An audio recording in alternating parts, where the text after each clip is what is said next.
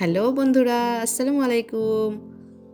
আবারও আপনাদের সঙ্গে হাজির হলাম নতুন একটা ভিডিও নিয়ে। আমি এই প্রথম রং তুলি হাতে নিলাম। আমাদের বাসায় নতুন 2টা ফ্যান কিনে এনেছি, কিন্তু দেখছি ফ্যানগুলো একদম সাদা। তো হঠাৎ করে আমার মনে হলো, আচ্ছা এই ফ্যানগুলোতে যদি কোনোভাবে আঁকানো বা রং রং দেওয়া যায় কেমন লাগে।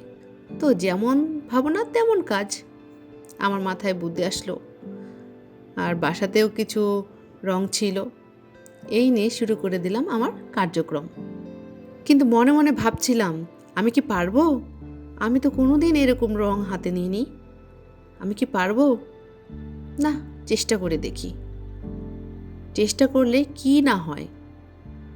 আসলে চেষ্টা করলে অনেক কিছু হয়। দেখতেই পাচ্ছেন, একটু রং নিয়েছি এবং নিজে ছবি এঁকেছি। এই প্রথম, এটা আমার নতুন অভিজ্ঞতা। ফুল করেছি ফ্যানের উপরে, রুল দিয়ে আগে আঁকিয়ে নিয়েছি। তারপরে এই যে বিভিন্ন কালার দিয়ে আমি এই ফ্যানটা আর্ট করছি। আমি ভাবছিলাম পারবো না, আসলে রং তুলি হাতে নেওয়ার পরে আমার অনেক ভালো লাগলো। তারপরে আমি ব্রাশ দিয়ে শুরু করে দিলাম। তেমন সুন্দর করতে পারিনি, কিন্তু আমার কাছে প্রথম নিজেকে অনেক ভালো লাগছিল। 3টে ফাঁকা আর বিভিন্ন কালারগুলো দিয়েছি। তারপরে আরেকটা ফ্যানেও এরকম ডালপালা দিয়ে করেছি। তারপরে ফ্যানটা আমার হাজব্যান্ড লাগিয়ে দিল, কিন্তু দেখুন কি সুন্দর দেখাচ্ছে। মনেই হচ্ছে না যে আমি আসলে বাসায় এটা অঙ্কন করেছি।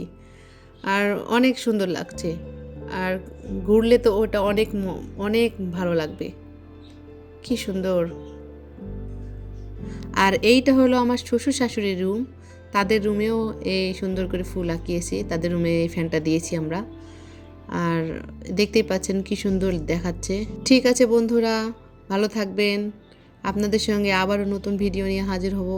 আসসালামু আলাইকুম, বাই।